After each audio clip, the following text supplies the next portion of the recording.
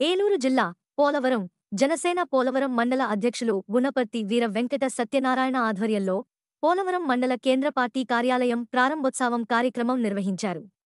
ఈ కార్యక్రమానికి ముఖ్య అతిథులుగా ఉమ్మడి పశ్చిమ గోదావరి జిల్లా కార్యదర్శి గడ్డమనుగు రవికుమార్, పోలవరం జనసేన పార్టీ ఇన్ఛార్జి చిర్రి బాలరాజు పాల్గొని కార్యాలయాన్ని ప్రారంభోత్సవం చేసి జనసైనికులకు దిశానిర్దేశం చేశారు. ఈ సందర్భంగా చిర్రి బాలరాజు మాట్లాడుతూ, పవన్ కళ్యాణ్ ఆశయాలు, పార్టీ సిద్ధాంతాలు ప్రజల్లోకి తీసుకువెళ్లడానికి ప్రతి ఒక్కరూ కష్టపడాలని, సమయం తక్కువ ఉన్నందున ప్రతి ఒక్కరం బాధ్యతగా పనిచేసి అధికారంలోకి రావడంలో భాగస్వాములవ్వాలని పిలుపునిచ్చారు. పోలవరం ఎమ్మెల్యే సీటు అఖండ మెజారిటీ గెలిచి పవన్ కళ్యాణ్కి బహుమతి ఇవ్వాలని సూచించారు.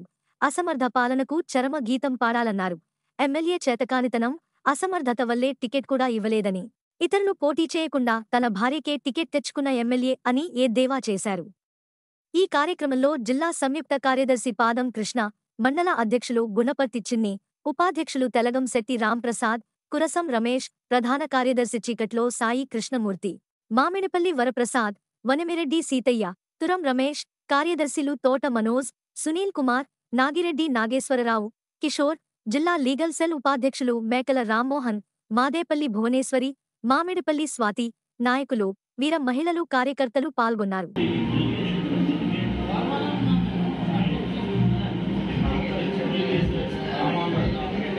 జనసేన పార్టీని ఈరోజు జనసేన పార్టీ ఇక్కడ గెలుస్తుంది తీసుకొచ్చినటువంటి ప్రతి ఒక్కరు కూడా పేరు పేరున నా హృదయపూర్వక నమస్కారాలు తెలియజేస్తున్నాను. మనం 2019 నుంచి ఈ రోజు వరకు కూడా అనేక సమస్యలపై పోరాటం చేశాం.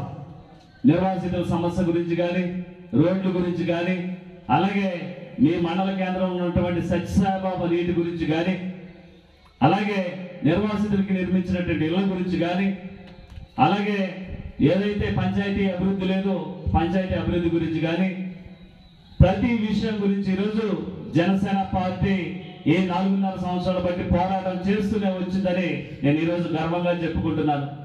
పార్టీ ఒక ప్రపంచంగా ఏర్పడి పోలవరం మండల కేంద్రంగా నేను ఒక మాట అన్నాను, మీ అందరికి గుర్తుందో లేదో. ఏమన్నాను గుర్తుందా? 2024 జనసేన అడ్డా పోలవరం గడ్డ అన్నాను. ఈరోజు గుర్తుందా మీ అందరికీ?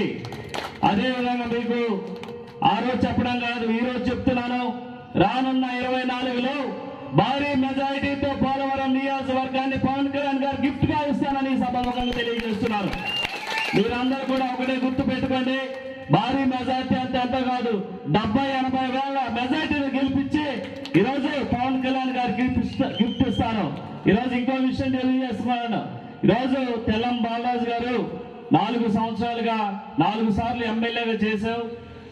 4 సార్లు ఎమ్మెల్యేగా చేసి ఈరోజు నీకు సీట్ ఇవ్వలేదంటే నువ్వు ఎంత చవటి ఎంత ఎడవో మీ అందరం కూడా తెలియజేస్తున్నాం. ఈరోజు మీ భార్యకి ఇచ్చిందని అందరూ వైసీపీ నాయకులు అందరూ శంకలు కొట్టుకుంటున్నారు. ఓడిన ప్రజా సమస్యల వెంటే మనం అందరం ఉండాలి. ఎందుకంటే మన నాయకుడు ఈరోజు గెలిచి ఓడిపోయి 4.5 సంవత్సరాలు అవుతున్నప్పటికీ కూడా ఈరోజు ప్రజా సమస్యలు ఎక్కడుంటే అక్కడ, పవన్ కళ్యాణ్ గారు ఎక్కడుంటే అక్కడ ప్రజా సమస్యలు వెళ్తున్నాయి. ఎమ్మెల్యేల దగ్గరికి, ఎంపీల దగ్గరికి, అలాగే ముఖ్యమంత్రి దగ్గరికి ఈ సమస్యలు అర్జీలు వెళ్ళాలి. కానీ అలాగే వెళ్ళకోకుండా జనసేన పార్టీ ఎక్కడుందంటే సమస్యలు అక్కడికి వెళ్తున్నాయి. అంటే మార్పు మొదలైంది. జనసేన పార్టీ అధికారంలోకి రావడం ఖాయం, పవన్ కళ్యాణ్ గారు సీఎం ఖాయం అని సభముఖంగా మీ అందరికి తెలియజేస్తున్నారు. అలాగే మనందరం కూడా మన నాయకులు, జిల్లా నాయకులు రవికుమార్ గారు, కరడం సాయి గారు సారథ్యంలో మన నియోజకవర్గంలో మొట్టమొదటి సంతకం, రోడ్లు పోసే సంతకం పెడతామని సభముఖంగా తెలియజేస్తున్నాను. అలాగే నిర్వాసితులకి ఏదైతే ఉందో నష్టపరిహారం అందలేదు. నిర్వాసితుల్ని గాలి కొదిలేశారు. ఎవరు కూడా నష్టపరిహారం ఇవ్వకోకుండా కంటి తరపుగా 2019 ఇచ్చినటువంటి హామీల తుంగలో తొక్కి ఈరోజు మళ్ళీ ఎలక్షన్స్ కి వెళ్తుంది వైసీపీ ప్రభుత్వం, సిగ్గులేని ప్రభుత్వం అని సభముఖంగా తెలియజేస్తున్నాను. అలాగే ప్రతి ఒక్కరు కార్యకర్తలు, నాయకులు ఈరోజు మీరందరూ కూడా ఒక సైనికుడు ఏ విధంగా సైనికుడు యుద్ధానికి వెళ్తే అక్కడ యుద్ధం